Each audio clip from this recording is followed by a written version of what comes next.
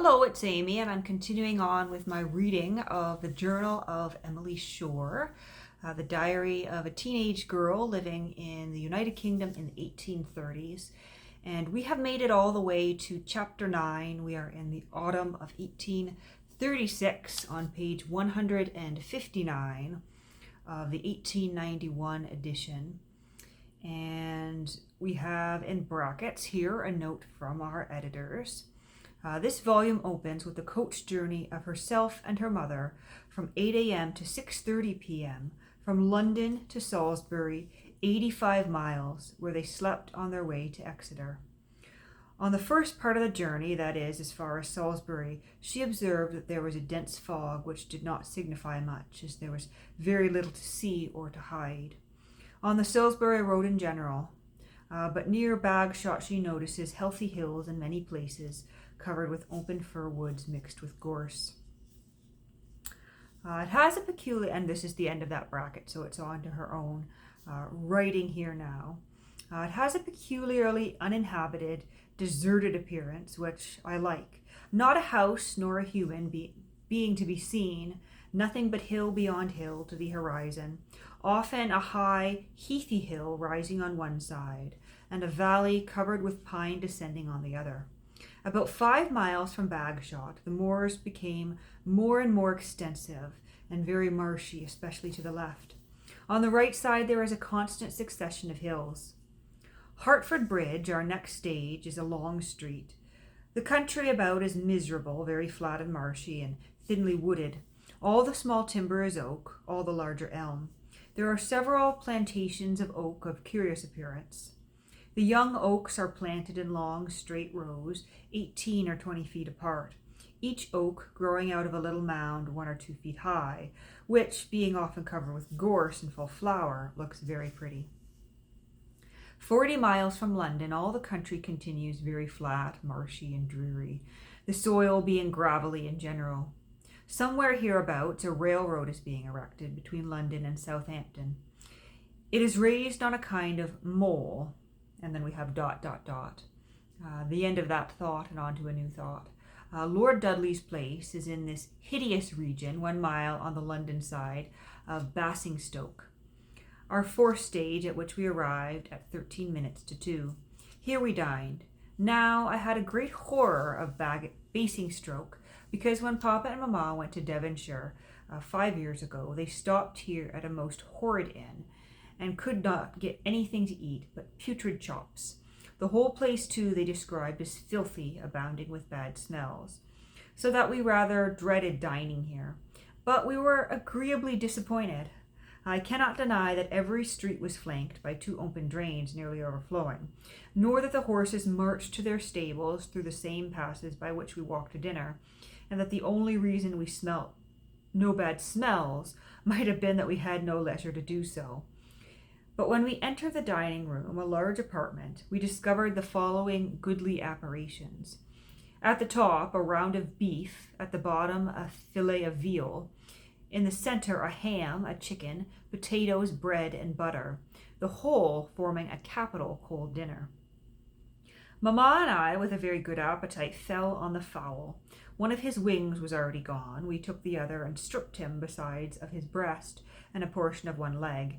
In about a quarter of an hour, we were summoned back to the coach and left Basingstoke, greatly raised in our esteem. Salisbury Cathedral I did not see. The coach put up at the White Hart, where we also quartered ourselves. After a long and uninteresting journey of 85 miles, we were thoroughly fatigued and hastened to bed as soon as we could. We had intended to travel from Salisbury to Exeter by the Traveller, a coach which we had learnt from Aunt Bell started at 9 in the morning and got in at 7 in the evening.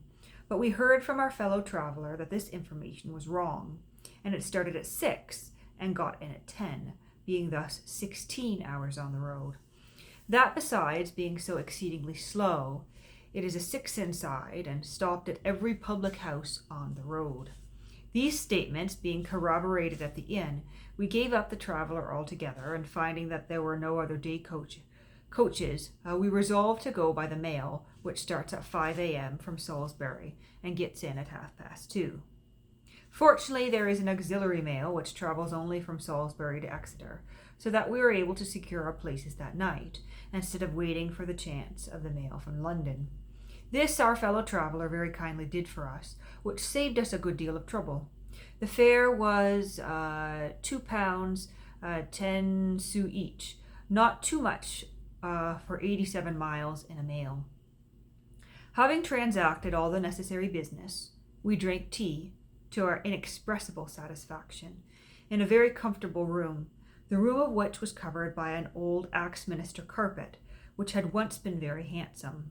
We then very quickly went to bed. And we have another heading here, which says from Salisbury to Exeter, and Exeter is their destination. October 7, Friday. We were called at 4 o'clock to prepare for our very long journey.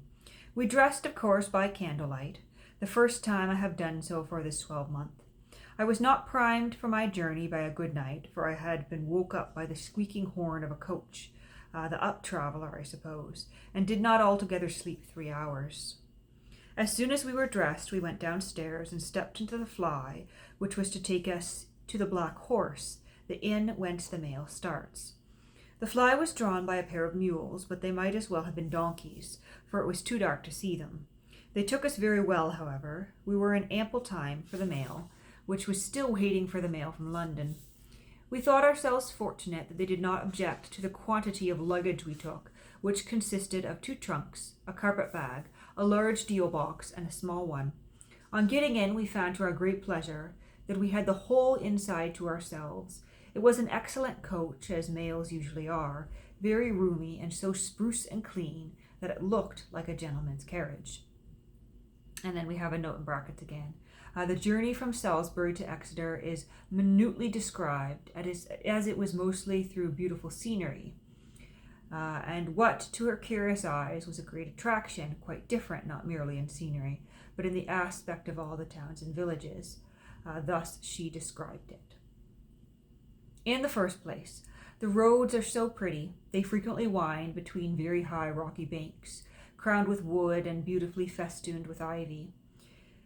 Where there are not these banks, the hedges are adorned with red haws hips, purple privet berries and blackberries, together with poppies, hawkweed, yarrow, and great ragwort, while beyond them the ground sometimes rises in broken hills or sinks in little valleys which are clothed sometimes with thick woods and groves, sometimes with orchards of moss-green apple trees covered with fruit, either of pale green or a bright crimson. The towns and villages, too, have a peculiar character. Being built of stone, they look and are much more ancient than those of Bedfordshire. The cottages have all a solid, substantial look. The grey stone with which they are built, the thatched roofs, the stone casements, the old square dripstones, give them a highly picturesque look. They are frequently covered, too, with China roses, Virginian creeper, clematis, and ivy, and are surrounded by lovely little gardens filled with hollyhocks, dahlias, and many other plants in full blow. These gardens owe much of their beauty to the broken nature of the ground and the old stone walls, shaded with trees which often intersect them. Out of one of these walls I saw a clear little fountain gushing, at which a girl was filling her pitcher. Now and then we passed an overshot mill with its pretty little stream and beautiful lanes, continually branched off from the road, and wandered among woods tinged with the varied hues of autumn. The sycamore a bright scarlet, the oak and beech a rich brown, the larch and birch golden yellow, the spindlewood a deep violet. Near one village, through which ran a stream, I saw 1 or 2 meadows, strewed with what seemed to be hemp or flax drying. As we approached Crewkerne, the country became more and more diversified, with high round hills thickly clothed with wood. I was much struck with the beauty of one hilly meadow, through which ran 2 little winding streams, the banks of which were flowery and so deep that the water ran 4 or 5 feet beneath the level of the meadow. And in brackets again, approaching Exeter, she says, the loveliest part of all is a few miles from Honiton. On the left rises a steep and beautiful hill, richly covered with heath and gorse in bloom, and crowned with thick woods. Above that rises another hill, and above that another, so high and steep that we could only see their summits by stooping very low.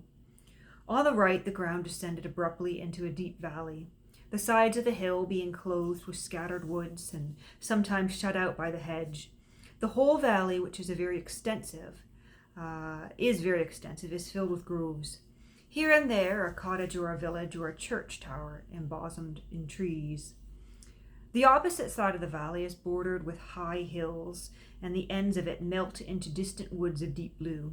This sort of scenery continued almost all the rest of the way. Beyond Houghton, we continually saw lovely little pebbly streams wandering by the roadside and shaded with trees. The road was bordered with tall beeches and oaks. I now began to notice the color of the soil as it appeared in the rocks and banks. It was a bright, delicate vermilion, varying to be brick red and light crimson. And then in brackets again. She then gives an account of her arrival in Exeter, of the house, 7 Baring Crescent, the aunt, uncle, and cousin, of the first time of going to church in 5 months, and of her mother's departure after 10 days. So her mother's departure, so it sounds like they are leaving her with the aunt and the uncle and the cousins for her health. And we will leave it at that. That is the end of her entry and her trip. And she will be now living in Exeter for, I think, about 6 months here. So as I said, we'll leave it at that today.